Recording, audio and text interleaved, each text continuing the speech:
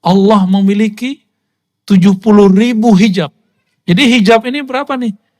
Hijab cahaya 70.000.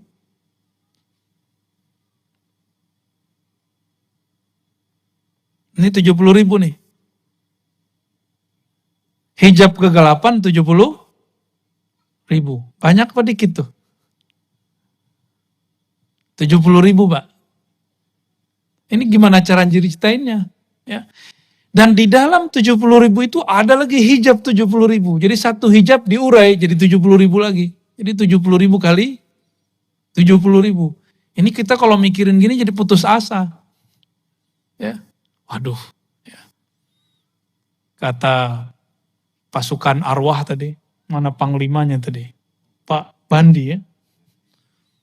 Saya bilang, Pak Bandi, nama antum itu tahu nggak nama apa? Bandi itu bahasa Persia artinya cahaya. Ya, artinya apa? Cahaya, itu hijab itu. Ya. Beliau meriwayatkan bahwa dulu Abah Guru Kumpul bilang kalau Al-Kutub atau Al-Ghaus, dia melewati 1.000.000 makomat.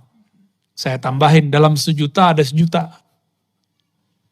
Dalam satu makom itu ada lagi makom. Banyak.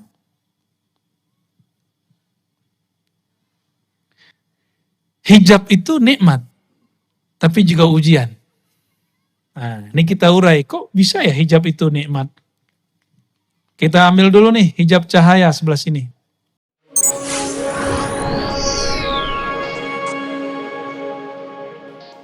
Sesungguhnya, awal agama itu adalah makrifatullah, mengenal Allah. Yang membuat seorang hamba ketika Allah panggil, ya ayyatuhan nafsul mutmainnah, irji'i ila rabbiki radiyatan mardiyah. Jadi kita diundang, itu ayatnya.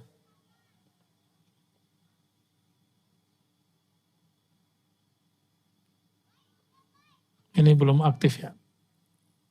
Oke, sip. Ada ayatnya begini, irji'i.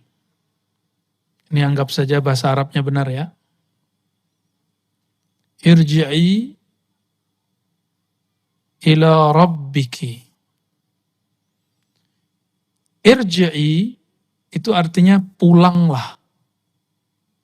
Jadi kita dipanggil oleh Allah, wahai jiwa yang sudah tenang, pulanglah. Judulnya kita apa nih? Jalan menuju pulang. Jadi udah pas judulnya nih Paman ini. Dapat inspirasi dari mana nih? Dari ayat ini. Ini satu-satunya ayat yang menyuruh kita pulang. Kemana pulangnya? Ila rabbik. Ya.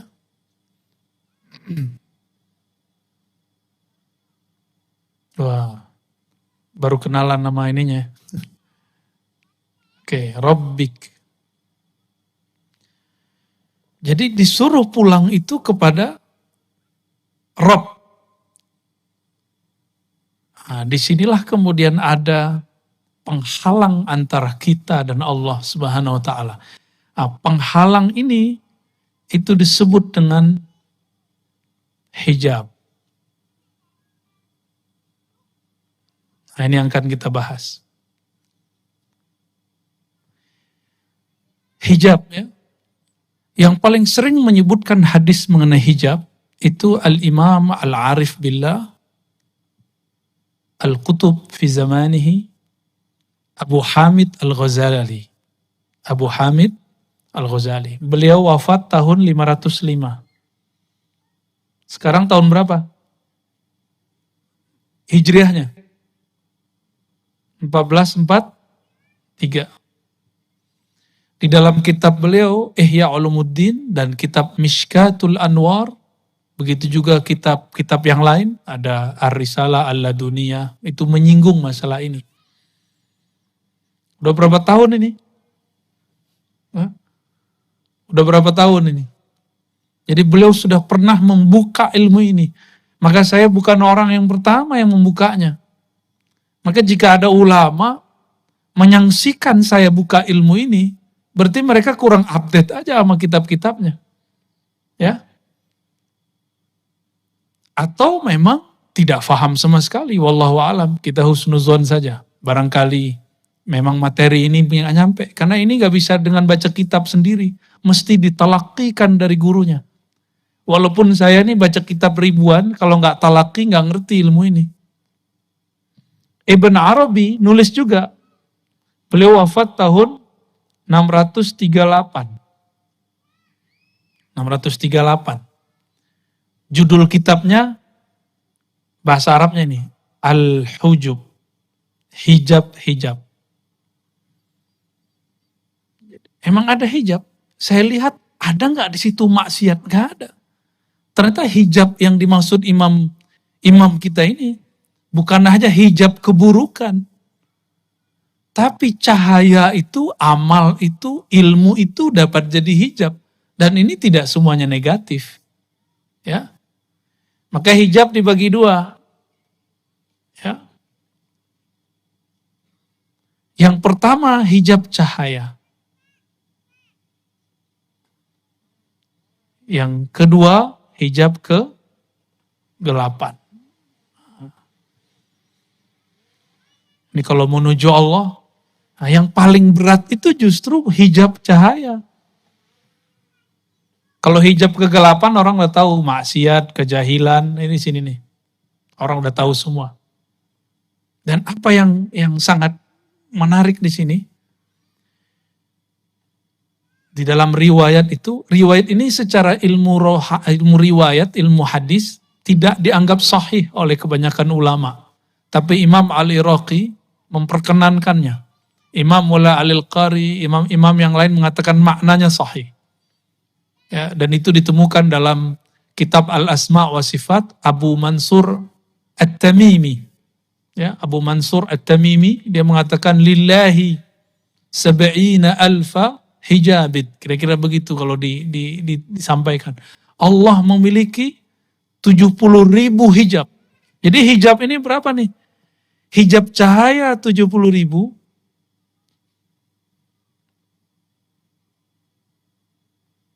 Ini 70.000 nih. Hijab kegelapan 70.000. Banyak apa dikit tuh? 70.000, Pak. Ini gimana cara ceritainnya? Ya. Dan di dalam 70.000 itu ada lagi hijab 70.000. Jadi satu hijab diurai jadi 70.000 lagi. Jadi 70.000 kali 70.000. Ini kita kalau mikirin gini jadi putus asa. Ya. Waduh. Ya. Kata pasukan arwah tadi, mana panglimanya tadi? Pak Bandi ya. Saya bilang, Pak Bandi, nama antum itu tahu nggak nama apa? Bandi itu bahasa Persia artinya cahaya. Ya, artinya apa? Cahaya, itu hijab itu. Ya. Beliau meriwayatkan bahwa dulu Abah Guru Kumpul bilang kalau Al-Kutub atau Al-Ghaus dia melewati 1.000.000 makomat. Saya tambahin, dalam 1.000.000 ada 1.000.000. Dalam satu makom itu ada lagi makom. Banyak.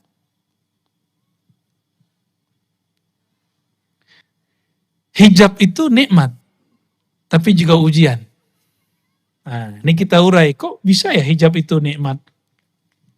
Kita ambil dulu nih hijab cahaya sebelah sini. Itu hijab. Hijab gelap.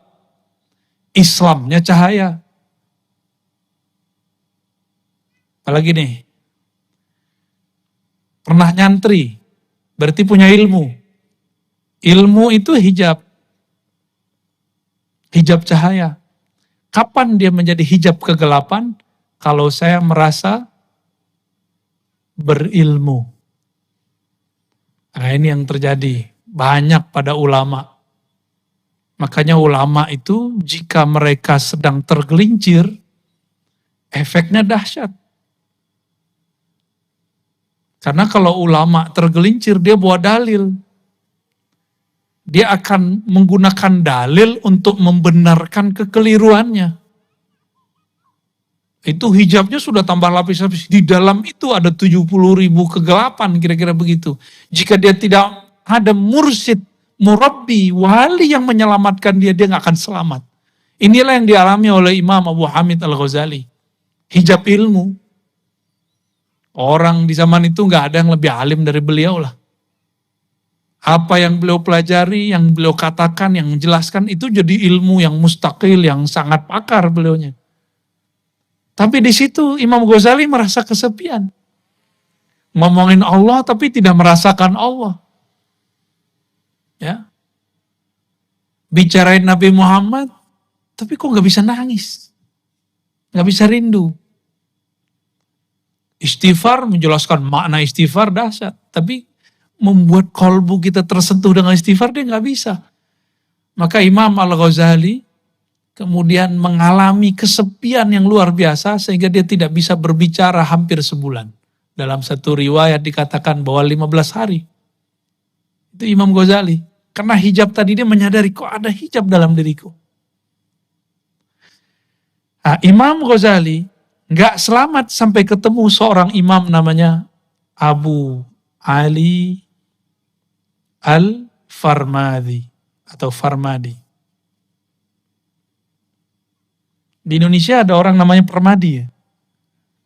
Tapi dia ini ya, bukan ahli tarekat. Sepertinya ahli kebatinan. Barangkali dulu ayahnya seorang yang pernah terinspirasi oleh tokoh ini. Abu Ali Al-Farmadi mengajarkan zikir khafi, baca nama Allah di dalam kolbu, masukkan ke dalam kolbu. Inilah yang saya talqinkan beberapa bulan yang lalu. Bulan apa tuh Paman? Masih ingat gak? 6 bulan ya. Zikir Abu Ali Al-Farmadi ini yang saya talqinkan.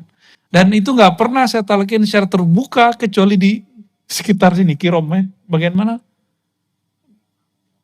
Kiram apa namanya itu? Kiram Park. Ya. Gak tahu juga kok bisa di sini. Ya. Dulu kita sembunyiin ya. Saya menyembunyikan ijazah, izin dari guru saya itu udah lama sekali. Ya. Ya lumayan lama lah kita bersembunyi dengan penampilan ngajar hadis gitu, ngajar akidah, debat sama Wahabi gitu. Ya, padahal tuh enggak saya banget itu ya. Udah enggak seneng. Makanya sekarang sudahlah kita yang ini aja lah yang kita dalami. Ya. Abu Ali Al-Farmadi mengajarkan zikir Allah di kolbunya Imam Al-Ghazali. Atas dasar itulah Imam Ghazali kemudian nulis di kitab Ihya, di kitab Kimia Sa'ada, di banyak kitab bahwa menyebut nama Allah itu salah satu yang bisa membuka hijab. Tapi ingat, ketika dibuka hijabnya, nama Allah sendiri itu ada hijabnya. Gitu. Per huruf itu ada hijabnya, bayangkan. Nah ini ilmunya Abah Guru dulu nih, satu huruf itu diurai oleh beliau. Satu huruf itu ada hijabnya Pak. Alif itu ada hijabnya. Makanya aneh jika ada seorang ilmuwan atau kiai mengatakan alif huruf itu tidak ada makna sampai dia terangkai. Berarti dia nggak mengerti hakikatul huruf. Alif lam mim itu ada maknanya maka jadi satu ayat. Alif lam ra ya. Apalagi? Alif lam apalagi? Alif lam mim sad, ada ha, mim, kaf, ha, ya, ain, sad. Itu ada maknanya semua. Sayyidina Ali kalau doanya pakai kaf, ha, ya, ain, sad. Apa yang diminta jadi. Sayyidina Ali. Dan riwayatnya sahih.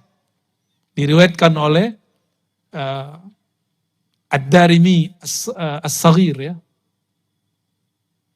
Ad-Darimi yang akidahnya agak kurang oke, tapi dia meriwayatkan ini kaf ha ya ain sad. Itu kaf itu ada maknanya sudah. Ya. Ini kaf sudah ada maknanya. Ha udah ada maknanya ya. Oh. Dan jika ada habaib yang menentang tentang ilmu huruf, berarti dia sedang menentang datuknya. Sahibul Ratib, Ratibul Haddad, siapa namanya? Al-Habib Al-Habib Abdullah Al-Haddad. Ini ilmunya, kutubnya para habaib. Dalam kitab Tasbitul Fuad, ya, apa kata Al-Habib Abdullah Al-Haddad? Huruf-huruf ini disebut dengan huruf nuraniyah. Huruf-huruf nuraniyah. Makanya ribat tuh kita kasih nama Nuraniyah. Itu bacanya Nuraniyah. Huruf-huruf cahaya. Dan dulu para sadah Ba'lawiyah, kan Datuk Kelampayan kan juga masih zuriat, masih Sayyid. Al-Idrus, ya. Itu kalau mereka zikir, kadang-kadang pakai satu huruf itu. Alif, alif, alif, alif. Bidah gak tuh? Bidah gak tuh zikir begitu?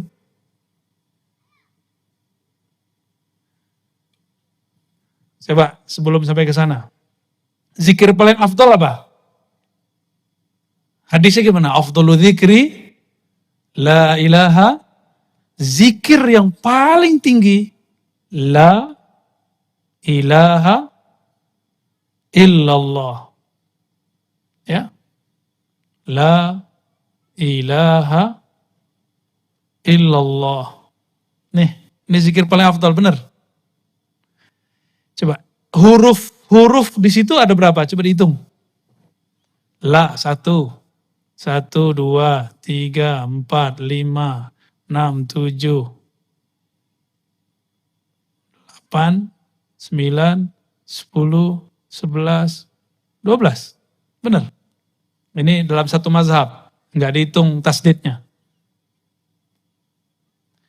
Tanpa ada huruf alif, jadi nggak la ilaha illallah? Jadi nggak? Nggak jadi, coba buang satu huruf. Kita buang nih. Ya. Satu huruf la aja. Ini kita buang. Jadi nggak? Nggak jadi dia. Kita hapus ini. Ya. Bacanya apa? A-ilah illallah. Jadi pertanyaan jadinya. Apakah ada Tuhan selain Allah? Atau alifnya kita panjangin. Lamnya kita panjangin. Alifnya kita hapus. Jadi begini. La. Maka baca la ilaha illallah. Di saat kita masih sadar, mesti sesuai dengan makharijul hurufnya. La ilaha illallah. Beda kalau sudah jazbah, sudah ekstase. Itu bunyinya apa aja boleh. Ya. Tapi kalau belum, mesti dikembalikan kepada hurufnya. La ilaha illallah. Kan lama-lama tambah kenceng tuh, boleh. Setelah datang halnya. Kalau belum datang halnya nggak boleh. Jadi satu huruf itu penting. Inti dari la ilaha illallah di mana? Apa ayat kursi? Coba ayat kursi depannya apa?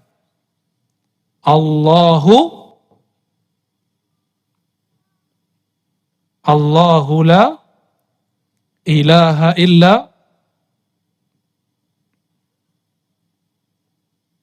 Nah, coba lihat. Ngantuk gak? Kalau ngantuk kita bubar deh. Coba lihat. Allahu la ilaha illahu. Kalau yang biasa kita zikirkan apa? La ilaha illallah. Kita biasa zikir begitu. Dalam bahasa Arab, lafaz yang ini, ya, lafaz illallah, ini disebut isbat. Apa arti isbat? Gak ada namanya isbat kan? Aman. Isbat itu artinya menancapkan, menetapkan dalam kolbu. Kalau bagi orang belajar talqin, dihentakkan di dalam kolbu, itu diisbatkan. Maka kita kalau waktu talqin masih ingat gak? La ilaha. Nah, ini rahasia. Jadi Allah itu memilihkan illa. Coba baca il. Il. Menghentak ke bawah nggak? Illallah. Jadi ketika il itu kita sudah menghunjam ke dalam dada ini. Illallah. Illallah. Itu namanya isbat. Ya. Isbat. Ya. Itu namanya. Isbat itu ditetapkan, ditancapkan dalam kolbu. Biji apa yang ditancapkan? Cinta kepada Allah Subhanahu wa ta'ala. Kalau sering-sering, banyak-banyak, kolbu kita luas, tenang aja. Kolbu itu ranahnya, tanahnya, ruangnya lebih luas daripada Kirom. Lebih luas ini mah nggak ada apa-apanya ini. Lebih luas dari langit dan bumi. Maka dalam hadis qudsi yang maknanya disepakati oleh ahlullah, para wali-wali Allah, ma wasi'ani ardi wala samai. Tidaklah dapat menerima pandanganku, tajalliku, ya, langit dan bumi. Innama wasi'ani qalbi abdil mu'min. Yang mampu menerima cuma kolbu hambaku yang percaya, yang mengisbatkan. Jadi iman itu isbat di kolbu. Jadi syarat orang talqinnya sukses, dia harus percaya dulu sama gurunya, bahwa gurunya bersambung kepada Rasulullah Sallallahu Alaihi Wasallam. Kalau nggak masuk kalimah ke dalam kolbunya. Nah ini isbat namanya. Suatu kali Imam Abu Bakar Asy-Syibli, murid daripada Al-Junaid, kawan daripada Al-Hallaj. Tapi sebenarnya Syibli ini juga belajar kepada Al-Hallaj. Kata Imam Asy-Syibli, dia udah lagi sekarat. Jika aku mati, jangan talkinkan kepadaku kecuali nama Allah, Allah, Allah. Bertanyalah murid-muridnya, ashabnya, sahib-sahibnya, kawan-kawannya. Wahai Tuan Guru, bukankah Nabi mengatakan laqinu mautakum la ilaha illallah. Ajarkan orang yang sakarat, orang yang mati atau yang telah mati, la ilaha illallah. Kok engkau menyuruh Allah, Allah? Kata beliau, la ilaha illallah itu memainan saya. Ya. Saya sudah bersama dia.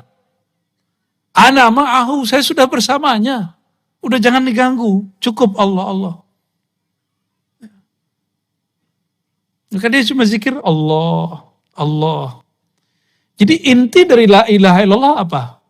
Lafaz Allah. Namun baca Allah itu kalau tidak ditalkinkan, tidak ada tekniknya, nggak ada rasa juga. Nggak ada rasa juga, karena hurufnya itu ada rahasia, ada cahaya di situ.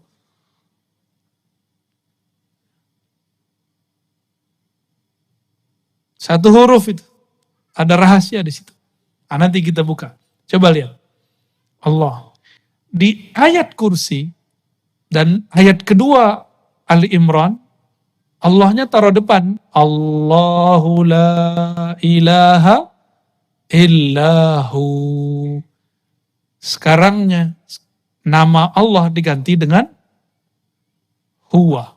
Ya. Ini kita benerin dikit deh. Hu. Hu itu, huwau dalam bahasa Arab itu cuma zaidah. Asalnya cuma begini. Atau begini aja. Silakan cari kalau yang pakar bahasa Arab silakan dicek. Apa fungsi waw di situ. Jadi asalnya cuma hu. Nah, hu itu kembali kepada lafaz Allah. Jadi dia balik lagi sini.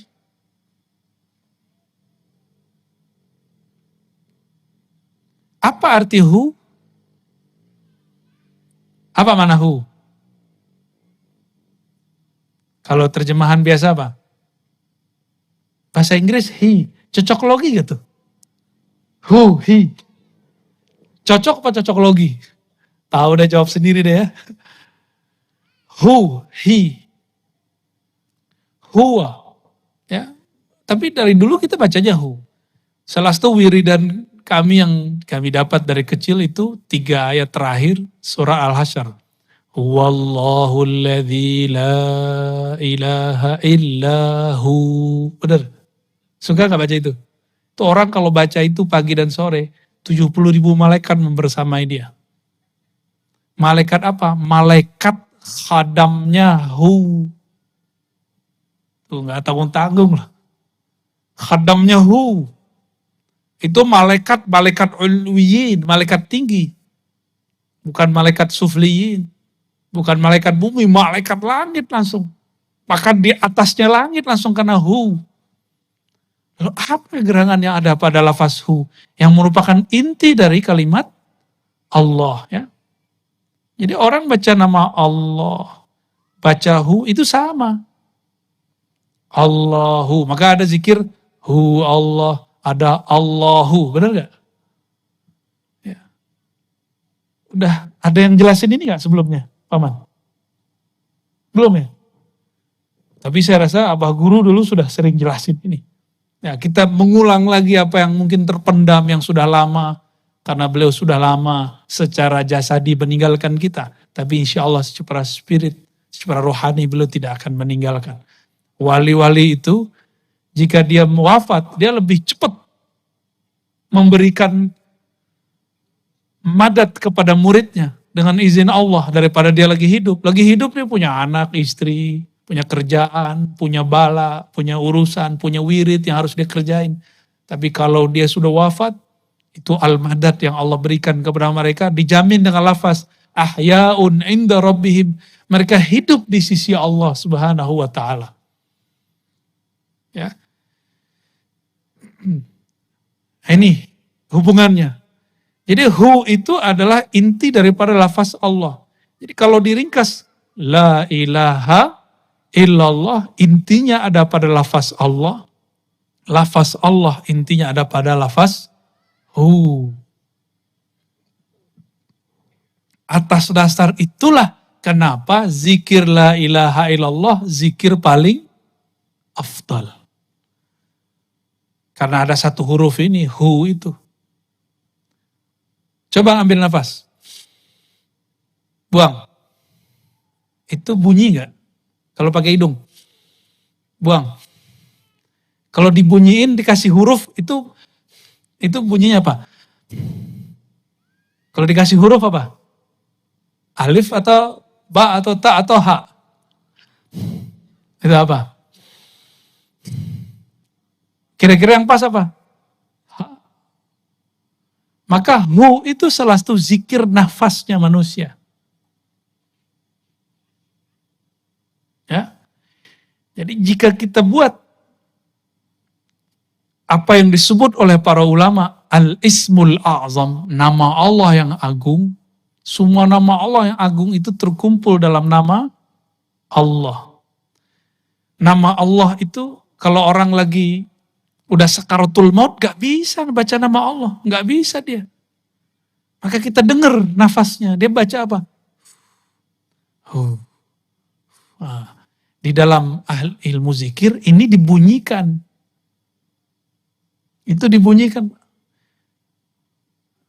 Maka percaya atau tidak, membaca hu itu sama dengan baca la ilaha illallah. Tapi bukan pahalanya, maknanya. Karena hu itu adalah inti atau ujung daripada lafaz la ilaha illallah. Kalau orang udah nyampe di ujung, sampai dia balik gitu. Itu jawaban Imam Asyibli. Jawaban Imam Asyibli. Namun kita berdoa, kalau kita wafat semoga dengan kalimat yang sempurna. La ilaha illallah. Habis itu mau pakai Allahu bebas ya. Yang penting ada syariatnya dulu. Maka kita bagilah. La ilaha illallah ini zikir lisan. Ya. Ini lisan. Allah itu qalbu. Hu itu zikir apa? Mau dikasih nama? Ini zikir nafas. Zikir nafas. Coba, baca la ilaha illallah kalau masuk WC, makruh nggak? Makruh, bener. Kalau lagi sholat, kita baca apa masuknya? Allahu Akbar. Kenapa pakai Allah Akbar? Padahal afdhalu dzikri la ilaha illallah. Maka ini untungnya kalau orang tahu nafasnya. Maka dia bisa berzikir dengan nafasnya. Ya, jadi kita ini bisa berzikir tanpa menyebut. Itulah zikirhu. Ya. Oleh Al-Qutub Asy-Syahir Syekh Muhammad bin Abdul Karim Samman, beliau mengajarkan zikirhu itu dengan tahan napas. Diambil, lidahnya dikunci, lalu kolbunya baca hu, Allah. Gitu. Apakah itu bid'ah? Enggak. Bid'ah dari mana? Kul huwallahu ahad, ada lafaz huwallah enggak? Coba lihat. Kul huwallahu ahad. Katakan hai Muhammad, huwallah ahad. Ini bisa dibagi satu. Ini zikir sendiri, ini sendiri, ahad sendiri.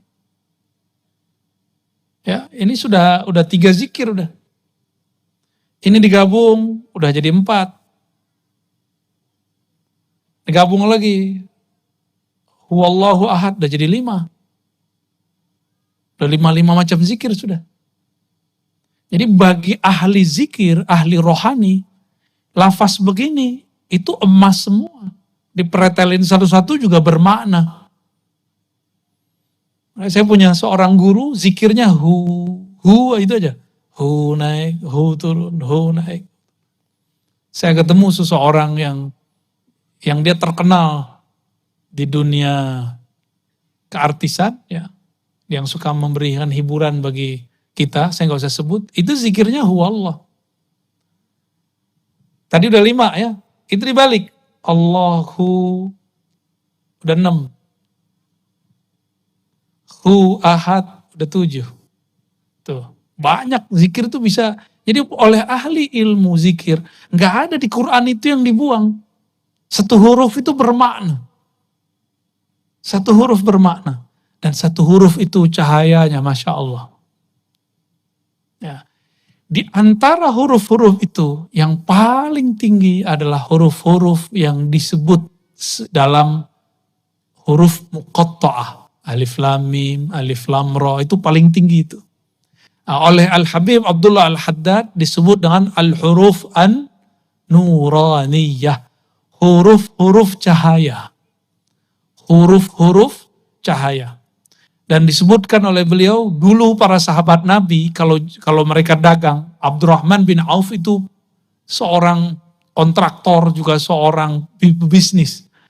Kalau bawa barang antar negara, dia tulislah semua huruf-huruf muqatta'ah. Alif lam mim, alif lam ra, alif lam mim, semua ditulis. Lalu dia berdoa, ya Allah, berkah huruf-huruf cahaya ini, maka jagalah barang-barang kami. Dan itu gak ada barangnya yang terganggu, yang dirusak satupun. Gak ada perompak satupun. Apakah Al-Habib Abdullah Al-Haddad ngaco, halu? Kan enggak. Itu hakiki. Itu hakiki semua. Ya. Nah, kembali ke hijab. Ya. Apabila kita berzikir nih, merasakan satu getaran. Jangan merasa senang dulu. Getaran itu namanya hijab cahaya. Bisa nangis? Waktu talqin kemarin banyak yang nangis ya. Jangan senang dulu. Nanti dalam tangis itu ada syaitan yang dulu bertahun-tahun bisa nangis. Dia sudah tahu pengalaman kita di dalam kolbu. Makanya zikir tadi ada zikir lisan, ada zikir kolbu, ada zikir nafas. Semuanya harus diisi, kalau enggak setan masuk. Apa kata setan? Waduh, kamu nih suci sekali hatinya. Zikir kok bisa nangis? Kolbumu sangat bening. Pernah ngerasa gitu nggak? Terus pura-pura ngambil ini. Nah, biar kedengaran sama orang. Biar kedengaran sama orang samping. Wah, samping saya orangnya nangis nih. Hatinya tersentuh nih. Hati-hati. Itu cahaya, tapi dalam cahaya itu ada hijab. Apa yang terasa saat itu? Merasa diri suci, itu namanya ujub. Maka Imam Ibnu Barak, saya pernah membahas ini di luar, mengatakan ada satu riwayat, kata beliau, nangis itu ada 9 macam. Ada 9 macam tangisan.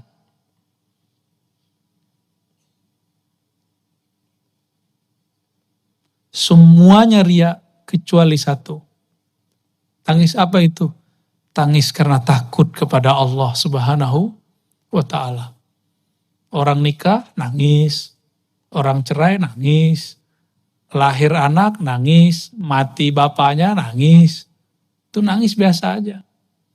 Muhasabah bisa nangis, kejepit kakinya nangis. Apalagi putus cinta nangis, cintanya diterima nangis, banyak tangisan. Kata 9 itu bukan menunjukkan batasan, menunjukkan banyak. Tangisan itu banyak. Tapi cuma satu tangis yang diterima Allah. Itu tangis karena takut kepada Allah. Nah, takut ini bisa didapat dengan menyebut namanya, mengenalnya. Nah, ada orang kayak kita-kita ini mungkin yang hadir ini hatinya suci-suci lah ya, insya Allah ya. Amin. Senang aja dibilang suci. Ya. Ada orang dari kecil seakan-akan gak pernah maksiat. Zikir, tapi gak pernah bisa nangis. Maka disitulah perlu ada hijab yang kedua, kegelapan. Ini kan cahaya, taat dari kecil. Ilmu, nyantri, ikut majelis zikir. Ada orang gak bisa tersentuh. Dia sudah taat tapi dia bingung. Kok sholatku gak ada rasa ya? Kok zikir, ikut pengajian tapi kok masih gelisah? Orang-orang seperti ini ketika melihat pas zikir, pas talqin, dia lihat samping kok nangis, depannya nangis, kirinya nangis. Kok dia gak nangis? Di situ dia merasa sesuatu, apa yang salah dalam diriku? Berdoalah dia, ya Allah, kenapa hatiku keras sekali? Besok Allah jawab doanya. Allah takdirkan dia diuji dengan hijab kegelapan. Kalau orang taat sekarang dia maksiat. Wah, keenakan maksiat. Tapi selesai maksiat, setan pergi, setan ngetawain dia kemudian sadar, ya Allah, saya barusan maksiat. Dia segera pulang, dia ambil sajadah, dia mandi tobat, dan dia kemudian sholat tobat. Baru saja takbir, matanya langsung meleleh. Tuh, dalam kegelapan ada cahaya. Sebagaimana dalam cahaya ada kegelapan. Maka gak boleh putus asa kalau maksiat. Sebagaimana gak boleh GR, sok suci kalau taat. Itu maknanya. Ini yang berkali-kali dikalamkan Imam Notoilah Sekandari ya. Maksiatun awrasat dhillan wa. Orang-orang yang maksiat lalu menghasilkan rasa hina, wan kisaran, ya, hatinya kayaknya remuk. Itu kadang-kadang lebih baik. Ini bukan nyuruh maksiat loh ya. Ini saya nggak nyuruh maksiat loh besok. Lebih baik kadang daripada taat tapi membuat istikbarah. Orang sombong. Jadi terbayang tadi kalimat begini, hijab. Dalam hijab ini, dalam hijab cahaya itu ada hijab yang lain. Ada hijab lain, berlapis terus. Beginilah terus. Nggak ada habisnya. Jadi dalam cahaya itu ada gelap, dalam gelap itu ada cahaya. Selalu. Coba rasakan, sholat subuh besok pagi. Pulang, tetangga kita nggak sholat subuh. Dalam hati ngomong apa? Munafik. Nabi ngomong, sholat yang paling berat itu bagi orang munafik, sholat isya dan subuh. Sepertinya dia munafik. Antum sholat, tapi sholat yang bercahaya itu, di dalamnya ternyata ada kegelapan. Maka hati-hati. Ya. Karomah. Karomah itu gelapnya lebih dahsyat daripada taat biasa. Maka saya sering dengar orang ngomong, gak ada orang lebih sakti daripada saya. Itu saya sering dengar orang begitu. Berarti dia tertipu sama karomahnya. Dia lupa karomah itu sendiri bahasa Arab. Itu artinya kemurahan Allah. Allah pemurah kepadanya, diberilah dia karomah. Kalau Allah gak pemurah, gak dikasih. Dia lupa dengan itu. Maka suatu kali ada seorang murid dahulu, dapat ijazah dari gurunya, kamu sholawat nih, ntar ketemu Nabi. Sholawatlah dia bertahun-tahun gak ketemu Nabi. Sampai dia kemudian hampir syak. Tapi dia ingat-ingat wajah gurunya, gak jadi syak. Dia sholawat, lagi sholawat, lagi sholawat, lagi. Ribuan udah gak pakai hitungan dia, ngitungnya cuma sampai 1000, kalau udah 1000 dia gak ngitung. Ketika suatu hari Jumat, mau berangkat Jumatan, si murid ini mau sholat duha, tertidur. Mau wiridan, mau salawat seribuan, tertidur. Di dalam tidurnya dia bertemu Rasulullah Sallallahu Alaihi Wasallam. Bangun tidur, ini cerita pendeknya. Dia bingung, lah saya sholawat selama ini, kok Nabi gak ketemu-ketemu? Giliran tertidur kok Nabi ketemu? Gimana tuh Pak? Dibukalah kitab Al-Hikam, ketemu di kalam Hikam. Ya, kenapa Allah memberikan warid, itu namanya warid. Warid itu anugerah dari Allah. Bukan bersamaan wirid. Supaya seorang murid tidak merasa dia mendapatkan warid karena wiridnya. Ya, jadi ini jawaban bagi yang sudah beramal selama ini, yang ngamalin sholawat ini, sholawat itu, pengen kaya baca waqiah ya. Kok nggak kaya-kaya? Kaya sih ya, kayak orang kaya, tapi bukan kaya.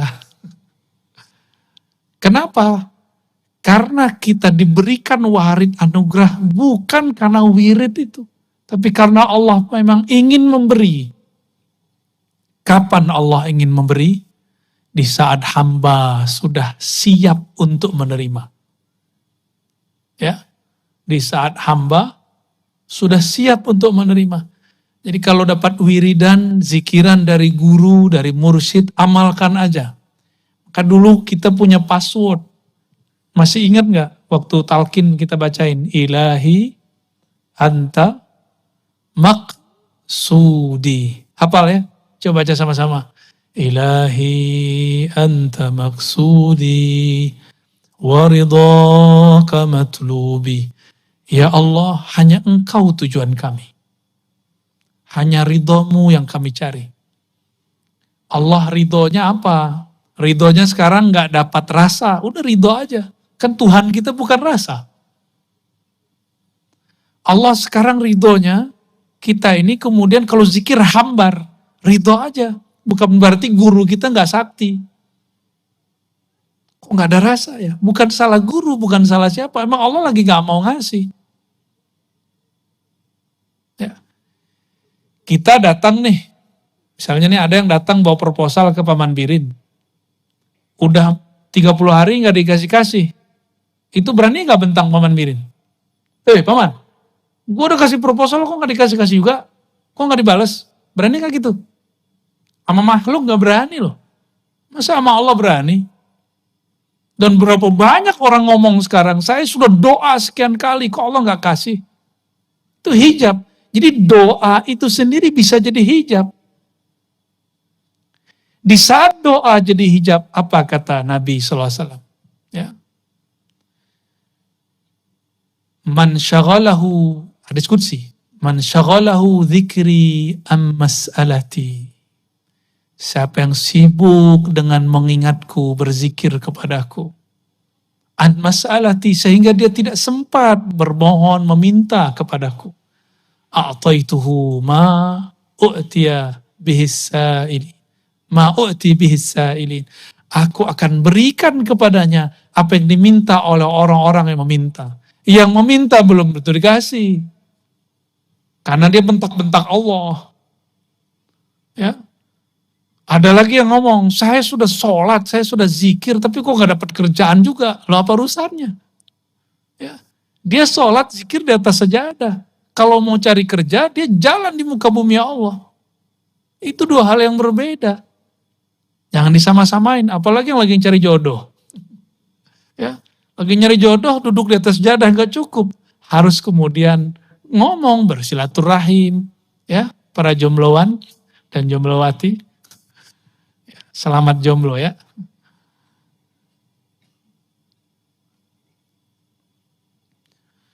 Nah, hijab ini kita ambil satu tadi ya. Kita ambil nih hijab. Ini hijab zikir. Ini teman-teman, hijab yang sangat tebal sekali itu hijab zikir.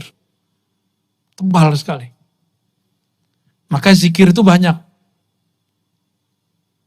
Zikir itu sangat banyak. Tapi hijabnya hijab cahaya. Dulu waktu saya berkhalwat 40 hari, kami diuji oleh guru-guru kami, mursyid-mursyid kami. Jadi disuruh zikir malam hari 12.000 kali sekian. Besok pagi, nah nanti dilihat ujiannya, besok pagi atau sore. Sore kita mau berbuka, nanti pada ngobrol. Waduh, hari ini saya ngantuk sekali. Kenapa? Malam tadi zikir 12.000 kali 7. Jadi hijab gak tuh? Dia zikir 12.000 kali 7, itu cahaya. Tapi dia sebut zikir itu jadi gelap, namanya ujub. Ada lagi satu lagi, wah ente banyak amat zikir begitu. Saya belum sampai 1.000, itu sudah fana. Padahal dia ketiduran. Ngorok. Ya. Tahu-tahu udah subuh. Ketiduran disebut fana. Tahu fana ya? Karam. Tenggelam dalam nama Allah. Enggak, dia enggak tenggelam kok, dia ketiduran kok. Lu cemen, baru enggak nyampe. Saya 1.000 aja udah hilang. Udah fana. Masa 7 kali 12.000 gak fana-fana. Ada satu yang diam. Yang diam ini merasa, gue diam aja deh. Kata guru gak boleh pamer. Ini yang paling benar. Dia merasa benar. Maka hari itu gak ada yang lolos.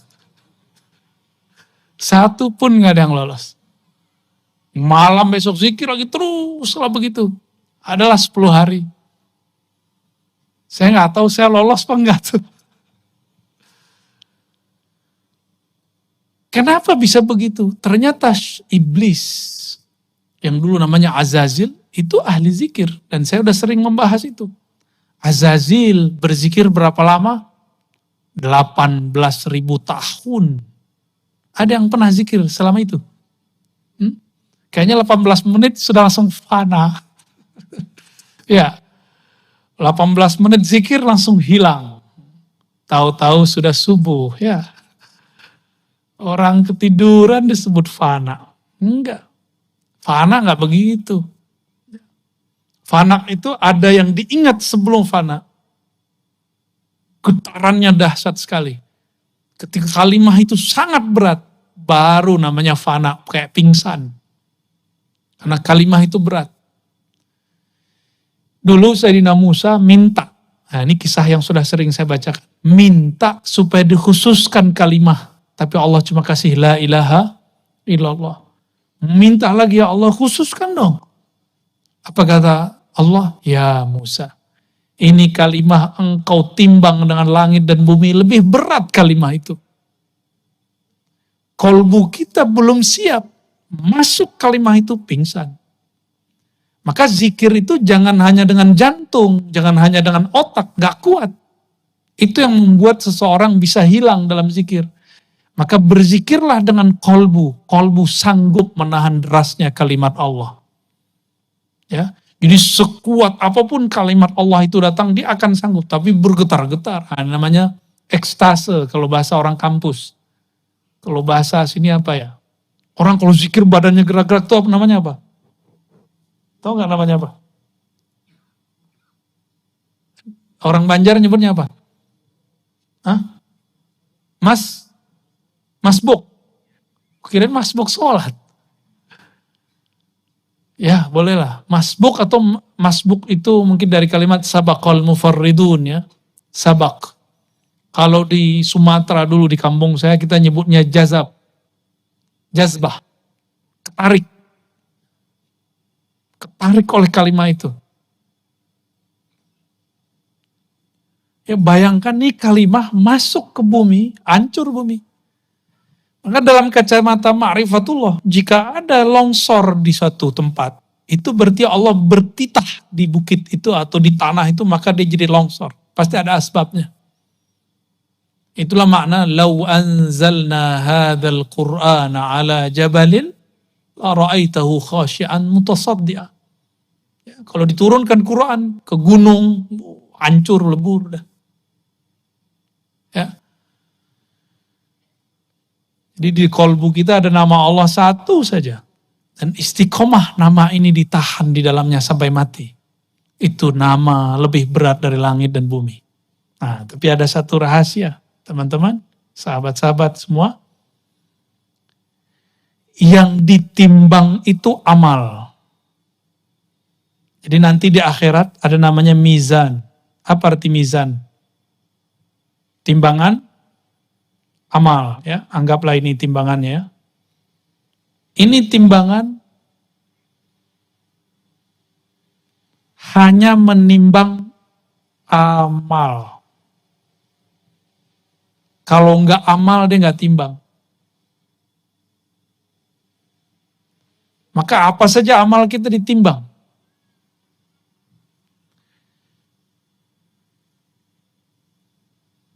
Yang gak sanggup ditimbang oleh mizan ada. Kalimah Allah masih bisa ditimbang. Masih bisa ditimbang. Ini yang disebutkan dalam hadis Imam Baihaqi. Ada orang bermaksiat sepanjang hidupnya. Sebelum meninggal dia tobat di tangan seorang wali. Meninggal. Sebelum mati dia tobat. Di tangan seorang wali. Wali ini mengajarkan nama Allah. Maka dia meninggal. Di kolbunya cuma ada satu modal, yaitu lafaz Allah. Di riwayat Imam Tirmizi, la ilaha illallah. Jadi ini digabung sama aja. Ditimbanglah semua amal buruknya, ditaruhlah di sini. Ternyata amal buruknya sepanjang hidupnya. Dicari amal baiknya nggak ada. Nyapa orang nggak, ada orang nyapa dia bilang apa lo lihat? Ada orang bantu dia bilang, yang soal-soalan, gue juga bisa. Malah nyuruh. Lebih dari itu, malah nyiksa orang dia. Gak pernah baik ke pasangannya, gak pernah baik ke anaknya, gak pernah baik ke tetangganya. Semua orang dia sakiti. Tapi di hatinya gelisah, dia mengatakan, ini gak benar cara hidup begini. Maka dia datang kepada seorang wali. Ya. Wali ini mengajarkan nama Allah Subhanahu wa Ta'ala. Ketika sudah ditimbang, kira-kira kalau amal baiknya nih, ini kan baik nih, nggak ada isinya. Yang berat yang mana? Yang buruk. Ketika amal buruknya berat, malaikat azab sudah siap, ngikat dia dengan ikatan dari api neraka. Ya, udah siap nih. Tahu-tahu Allah berfirman, wahai para malaikatku, Tunggu. Buka dulu kolbunya, buka dulu dadanya, siapa tahu ada sesuatu di dalam dirinya. Dibukalah dadanya, ternyata jantungnya menyebut nama Allah. Itu yang dia pegang sampai sebelum mati. Kata Allah, ambil itu.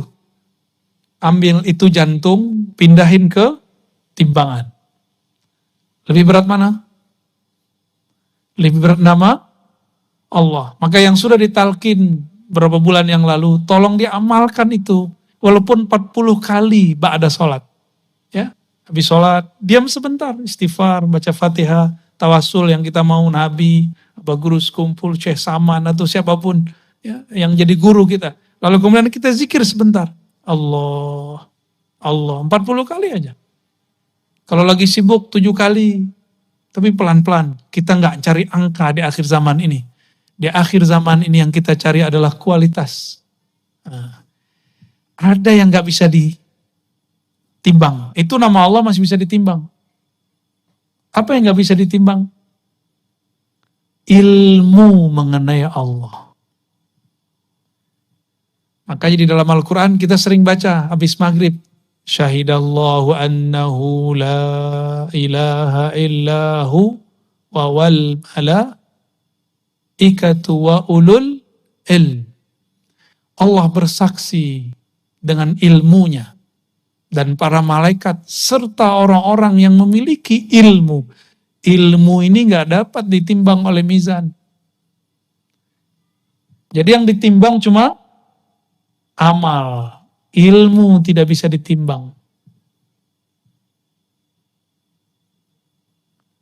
Oleh karena itu, surat Muhammad ayat 19, fa'lam annahu la ilaha illallah. Maka ilmuilah olehmu sebelum mengatakan la ilaha illallah. La ilaha illallah masih bisa ditimbang, tapi ilmunya gak bisa ditimbang. Ya. Ini yang jadi PR kita ke depan. Maka ilmu kita jalan pulang kepada Allah adalah mengenal siapa Allah itu. Itulah jalan pulang. Ya, itulah jalan pulang. Dan saya merumuskan dengan izin Allah dan isyarat dari guru-guru yang kita sebut haikal ma'arif. Haikal ma'arif itu artinya haikal ma'rifat. Kata orang Banjar apa? Ilmu ketuhanan. Tapi ini enggak tinggi-tinggi amat ya. Ini yang tinggi cuma gayanya aja. Ya. Itu yang kita baca tadi. Haikal ma'rifat. Apa bacaannya? Ahad. Zatullah. Ahmad. Ruhullah. Ini dia. Ya. Muhammad ini biasa yang dikenal itu Nurullah. Ini yang biasa dikenal. Tapi kemudian ini boleh diganti dengan Habibullah. Muhammad Nurullah inilah menjadi ilmu yang disebut ma'rifat Nur Muhammad. Ma'rifat Nur Muhammad, ilmunya orang Banjar itu. Dari zaman Datu Kelampaian sampai sekarang itu yang diolah terus sampai sekarang. Barangkali itu rahasianya kenapa banyak orang namanya Nur di sini ya. Mungkin tafaulan namanya, ingin dapat keberkahan daripada Nur Nabi Muhammad sallallahu alaihi wasallam. Ini 3 di belakangnya masih ada 1 lagi. Al-Mahdi Khalifatullah. Tapi 3 ini cukup. Nah, ini disebut dengan haikal ma'arif. Boleh saya sebut dengan GPS jalan pulang. Ya. GPS. Benar tulisannya? Peta, map jalan pulang ini. Ahadatullah, Ahmad Ruhullah. Karena Al-Mahdinya belum muncul, nggak wajib dibaca. Tapi kalau nanti sudah muncul, karena sekarang sudah banyak yang ngaku jadi Al-Mahdi, benar nggak? Ya. Dan Al-Mahdi itu rumusnya 1, zuriat Rasul Sallallahu Alaihi Wasallam. Ini bisa jadi dari Banjar nih ntar, ngaku-ngaku. Ya, bisa jadi dari Pontianak, bisa jadi dari Jawa, bisa jadi dari Hadramaut, bisa dari mana-mana nanti orang. Pakistan sudah ada yang ngaku. Di Mesir sudah ada yang ngaku. Di Maroko sudah ada yang ngaku. Di Indonesia sudah ada yang ngaku. Di mana-mana sudah ada yang ngaku. Nah kalau nggak mengerti haikal ma'rifat, kita nggak tahu yang mana sebenarnya petanya. Ya.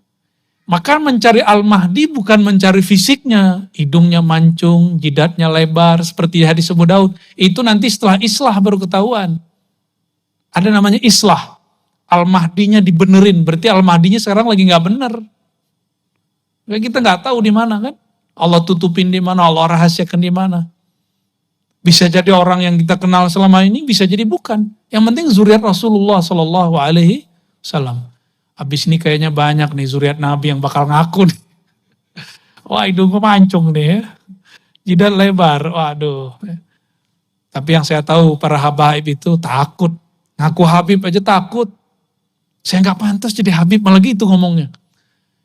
Ini Habib yang asli, ngaku nggak pantas jadi Habib. Gimana ngaku jadi pantas jadi Al-Mahdi?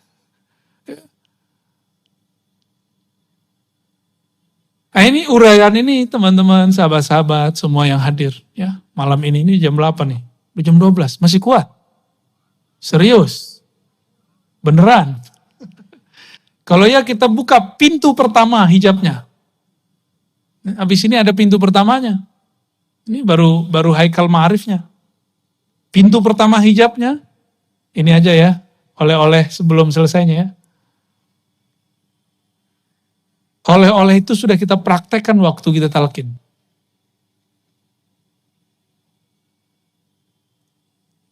Jadi hijab apa saja. Jadi anggaplah kita akan menuju Allah. Maka banyak tangga-tangga di sini, jalannya macam-macam sih untuk menuju kepada Allah Subhanahu wa taala. Pintu gerbang pertamanya di sini itu bernama At-Taubah. Tapi bukan seperti yang kita bayangkan. Sofrullah, bukan itu. At-Taubah. Taubat. Itu pintu hijab pertama. Mau pulang kepada Allah, ini pintu hijab pertamanya.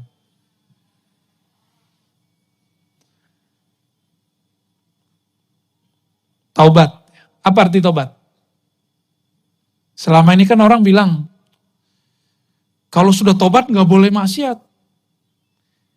Maksiat itu gak boleh sebelum dan sesudah taubat. Salah itu kalau tadi itu. Kata kawan kita gimana? Kalau sudah taubat gak boleh maksiat, berarti sebelum taubat boleh dong. Itu tipuan setan. Itu yang ngomong setan yang dipinjam lisan ustadz. Ustadznya gak nyadar, dia lagi dipinjam. Karena setan itu mengalir di seluruh tubuh kita. Di pembuluh darah, di lidah ini ada setan.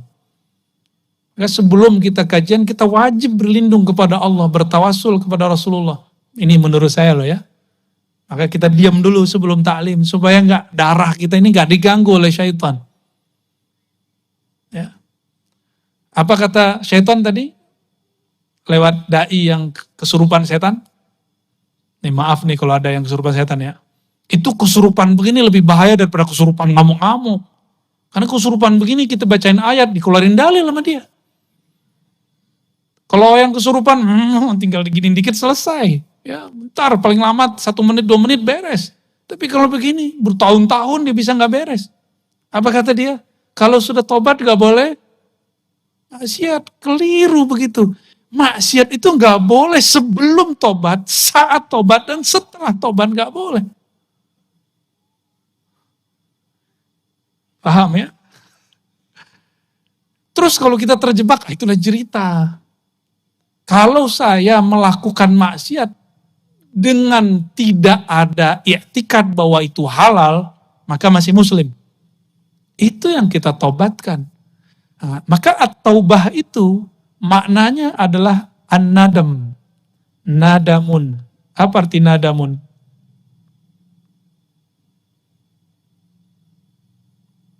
Menyesal. Jadi menyesali sebelum Nyawa berpisah dengan badan. Itu yang disebut nadam. Maka aslut taubah an-nadamu. Mengaku kepada Allah bahwa kita sudah salah jalan. Nah, ini yang paling penting. Nadam itu menyesal. Besok terjadi lagi, itu urusan besok. Kan kita nggak tahu masa depan kita. Ada yang tahu besok taat atau maksiat, ada nggak? Itu kan bagian dari ilmu gaib.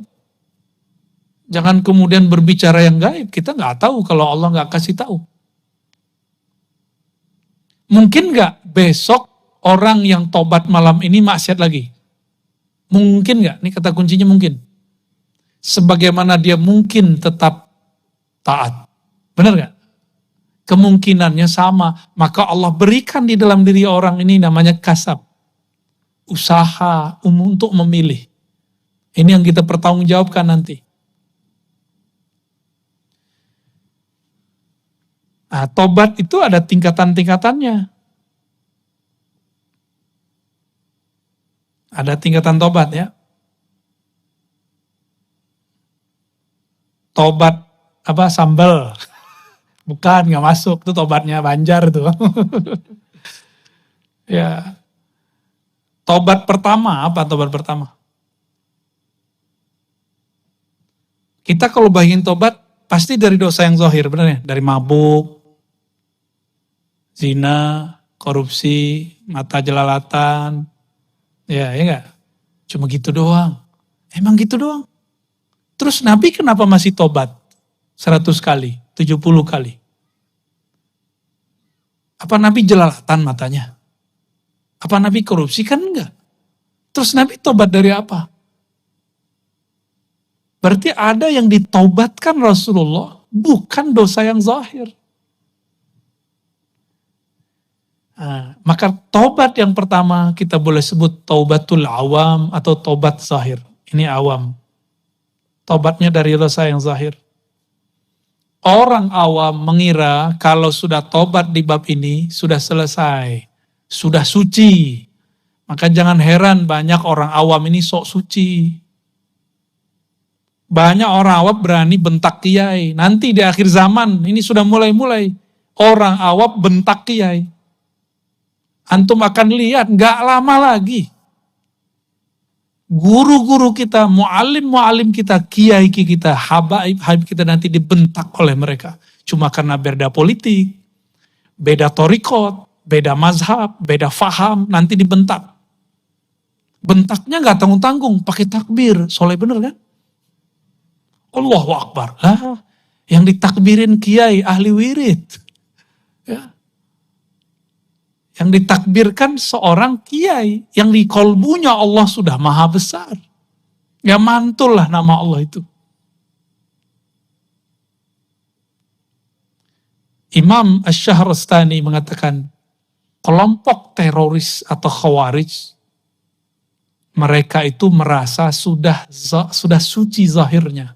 Mereka menjaga diri daripada dosa-dosa yang zahir ini.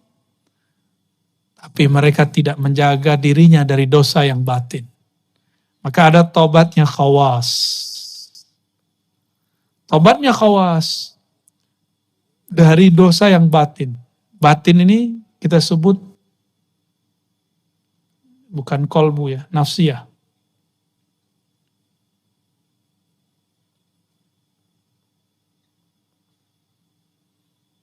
Nafsiyah ini saya sudah sering jelaskan, masih ingat gak? Karakter diri. Ada diri yang cenderung kepada kebinatangan ternak, maka sifat nafsiyah yang muncul serakah. Bahasa kitanya tamak, benar. Ya.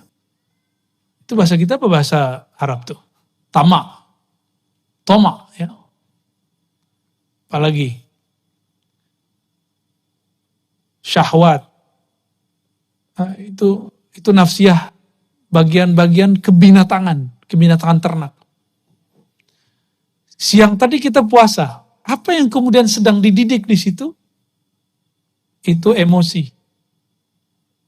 Ya. Jadi dosa daripada emosi. Nah, ini yang kemudian lagi coba dibenerin. Hari ini masih emosi nggak? Ada komentar orang di Facebook, di WA, emosi nggak? Wah, masih belum lolos tuh. Ya, nggak, jangan balas. Kata Nabi, jika ada orang mencacimu, syatamahu, au qatalahu, falyakul inni sha'im. Ada orang nyerang kamu, ngata-ngatain kamu, tolong katakan, saya sedang sha'im. Apa arti sha'im? Sedang menahan ini semua. Ini emosi. Nah, ini namanya sifat buas. Emosi, prasangka. Coba, siang tadi, walaupun puasa, pernah berprasangka nggak sama orang di depan kita lagi naik motor, naik mobil? Pernah ada? Tuh, udah rusak puasanya udah. Gak diangkat, serius gak diangkat sama sekali. Kan puasa mau naik nih, tanpa hijab kepada Allah. Puasa itu gak ada hijabnya. Nah, ketika ini terjadi, ini menjadi hijab. Inilah hijab serakah, syahwat, emosi, prasangka. Nah, ini hijab kegelapan. Ada hijab cahayanya di sini. Nah, hijab cahayanya gimana? Puasa nih. Teman kita di kantor gak puasa. Kita bilang, ahli neraka kau. Padahal kan kita bisa berbaik sangka. Kamu sakit gula ya? Kan bisa begitu. Atau sakit gila. Ya. Kan bisa begitu kan? Bisa begitu. Jadi bisa dibalik. Kenapa kita nggak membaliknya? Yang paling berat, kalau yang berbuka itu orang yang dianggap wali. Oh. Pernah nggak ketemu wali buka puasa siang hari? Saya ketemu Pak. Itu saya sempat ragu sama dia tuh. Ini beneran wali nggak sih? Ya. Tapi ternyata teringat ada satu kalam yang dinukil Imam Sya'rani, dinisbatkan ke Abu Hanifah. Tapi saya yakin ini bukan kalam Abu Hanifah. Kalau ada seorang muslim atau seorang wali, seorang mukmin berkata sesuatu, melakukan sesuatu, harus kita takwil. Maksudnya kita husnuzon kepadanya dengan 70 makna alternatif. Jadi kalau kita ngelihat, ya, misalnya nih, lagi puasa, terus teman kita jalan sama seorang perempuan, yang menurut kita, mungkin waktu dia nikah kita gak diundang. Selingkuhan baru nih. Kita lagi puasa ya. Itu dulu, sekarang prasangka itu yang paling gawat adanya di dunia sosial, media, sosmed. Ada orang-orang atas nama amar ma'ruf nahi mungkar, lalu membicarakan orang lain dan dia mengatakan, ini bagian dari amar ma'ruf nahi mungkar. Dia nggak sadar, dia sedang mengotori jiwanya dengan nyebut-nyebut kesalahan orang. Belum tentu orang itu salah. Ini mesti diingatkan, umat harus diingatkan. Ada yang begitu nggak? Namanya tahzir, warning. Udah jadi panitia kebenaran dia. Ya. Jadi yang dia tahzir berarti sesat. Kalau dia enggak. Ya. Lupa sama diri sendiri. Ya. Itu terjadi bukan di orang awam. Pada ulama. Nah, hati-hati. Di kalangan ulama. Itu terjadi. Atas nama membela kebenaran, dia kemudian melakukan kebatilan. Dan dianggap kebatilan itu boleh. Dianggap kebatilan yang dia katakan itu, ya, itu sebagai nasihat. Itu cahaya. Ingin amar ma'ruf nahi mungkar, cahaya enggak? Tapi di dalamnya ada kebatilan. Kalau enggak belajar ilmu tentang hijab, enggak bisa memahami itu dengan baik. Gak dibimbing sama guru. Maka bimbingan mursyid itu gak boleh berhenti. Sampai sekarang walaupun saya sudah diijazahi irsyad, saya masih punya mursyid dan mursyid saya banyak. Kita ditegur bagian ini, ditegur bagian ini, dan itu indah sekali ketika ada yang mengingatkan. Harus dibimbing rohani kita. Ya, jadi jangan berhenti punya mursyid ya. Jangan berhenti sama sekali. Mesti punya pembimbing rohani. Kalau berhenti, nah nanti akan ada rasa-rasa itu muncul. Maka taubatnya Khawas bukan saja dari kegelapan, ya, tapi juga dari cahaya.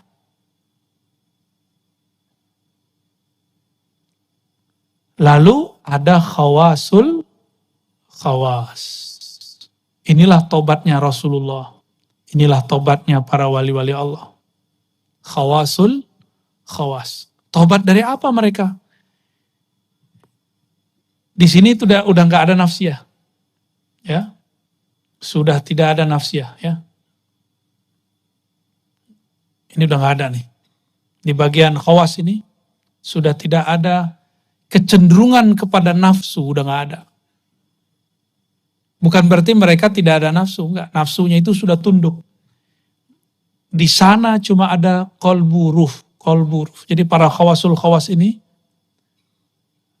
qalbu ruh. Dua itu aja. Dan sudah nggak ada di situ sisi-sisi kebinatangannya, sudah nggak ada.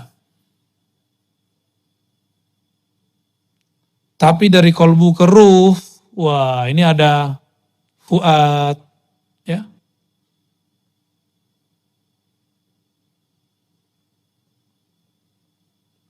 Ada di situ lub. Ada di situ sir.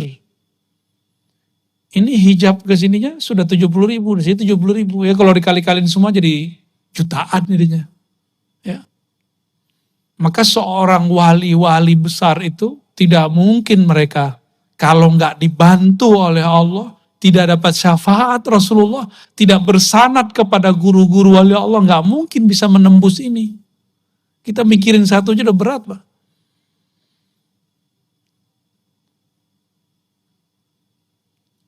Ulama kita mengatakan la yalidu minal wali illal wali. Maka jika ada seorang wali, kalau dia punya murid, pasti muridnya jadi wali. Pasti jadi wali. Gurunya wali syaitan, muridnya jadi wali syaitan. Berarti jangan senang dulu tadi ya. Wali apa dulu nih?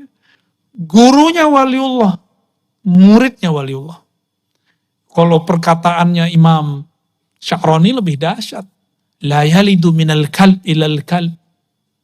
Gak lahir dari anjing kecuali anjing, gak lahir dari ayam kecuali ayam, gak lahir dari ular kecuali ular, gak lahir dari seorang wali kecuali wali.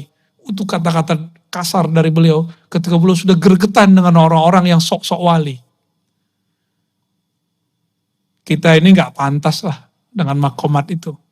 Kecuali Allah kasih dan Rasulullah beri syafaat.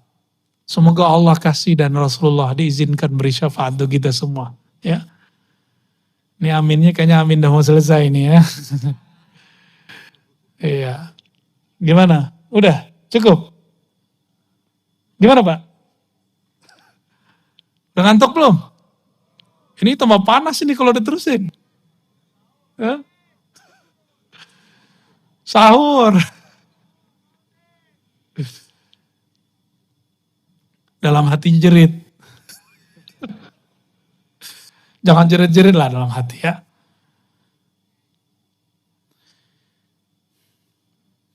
Lalu Nabi ketika istighfar 70 kali, itu istighfar apa? Level 2, istighfar dari kegelapan dan cahaya, benar? Lalu Nabi itu cahaya bukan? Nabi itu cahaya, beristighfar. Inilah yang disebut nurun ala nur. Cahaya di atas cahaya. Nabi itu cahaya. Lalu beliau mengatakan, innahu la yughanu ala qalbi. Sesungguhnya ada ghain di dalam qalbuku. Apa arti ghain? Ghain itu adalah lapisan hijab-hijab cahaya.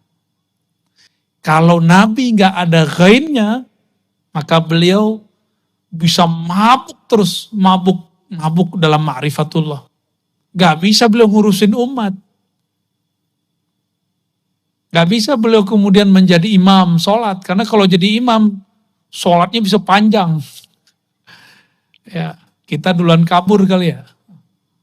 Jadi Nabi kalau nggak ada ghaib ini di kolbunya, Masya Allah. Itu sahabat-sahabat gak ada yang sanggup bersama Rasulullah SAW. Kan Nabi mengistighfarkan itu. Astaghfirullah. Inilah yang dikatakan oleh Rabi'atul Adawiyah. Silakan ini diamalkan nanti ya. Mungkin sudah pernah dijelaskan dulu oleh Abah Guru sekumpul. Astaghfirullah fi istighfari. Coba baca. Astaghfirullah fi istighfari. Kalau digabung, astaghfirullah fi istighfari. Ya Allah, ampuni aku dalam permohonan ampunku. Ampunkan aku dalam istighfarku. Ampunkan aku di dalam permohonan ampunku yang tidak sungguh-sungguh. Ampunkan aku dari istighfar yang masih ada hijab di dalamnya. Ini kalam yang beliau sampaikan. Rabi'atul Adawiyah. Ya. Nah, inilah kemudian yang Rasulullah SAW katakan. Rasulullah SAW mengatakan, Inni la astaghfirullah sab'ina marrah. Aku beristighfar setiap hari 70 kali. 70 itu bukan ber-70, bisa jadi banyak. Namanya litakthir. Ya. Siapa yang tidak memulai jalan pulangnya kepada Allah dengan istighfar ini, maka dia tidak akan pernah berjalan dalam jalan-jalan thariqah. Maka mau sampai kapan dia akan usul kepada hakikat. Jadi mulailah menyadari diri, menyesali diri, mengakui kesalahan diri, datang sehina-hinanya kepada Allah, baru bisa zikirnya nikmat. Baru takbir dalam sholatnya nikmat. Jadi kalau ada orang bertanya, kenapa sholat saya tidak khusyuk? Kenapa sujud saya tidak nikmat? Kenapa baca Qur'annya tidak menyentuh? Karena tidak memulai dengan istighfar. Saya simpulkan sederhana, hijab dari Allah Subhanahu wa taala sangat banyak sekali. Dan kalau diringkas, ada dua hijab cahaya, ada hijab kegelapan. Jangan dipisah dua hijab ini. Dua hijab ini adalah cara Allah berinteraksi dengan kita. Dalam cahaya ada gelap, dalam gelap ada cahaya. Begitulah terus. Dan ini harus dilalui. Sampai kapan? Sampai Rasulullah memberi kita syafaat. Itulah yang disebut warid. Jadi warid itu adalah buah dari syafaat Rasulullah SAW. Atas dasar itulah aqrabut turuqi ilallah as-salawat.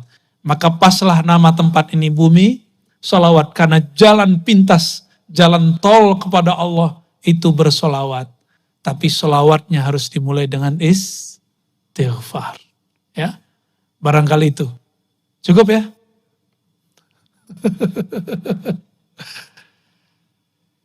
Insya Allah next time kita jelaskan sholawat apa aja nih sholawatnya. Jadi ada sholawat jasad, ada sholawat kolbu, ada sholawat, itu ada sholawatnya semua.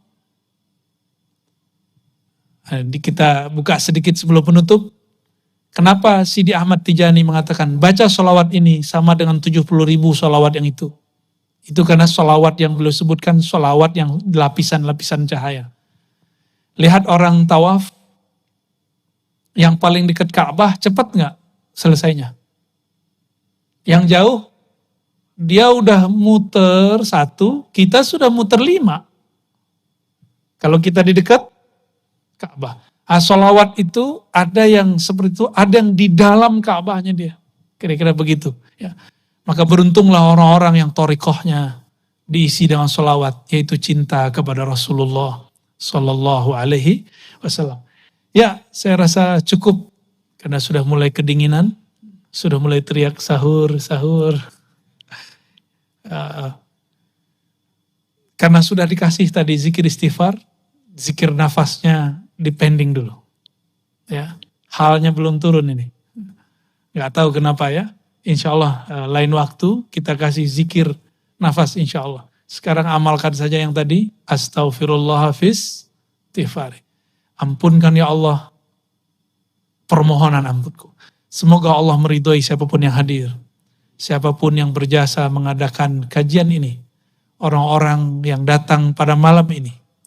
Orang tua kita, guru-guru kita semua. Semoga mereka dan yang hadir ini diridhoi oleh Allah. Bibarakatil Fatihah.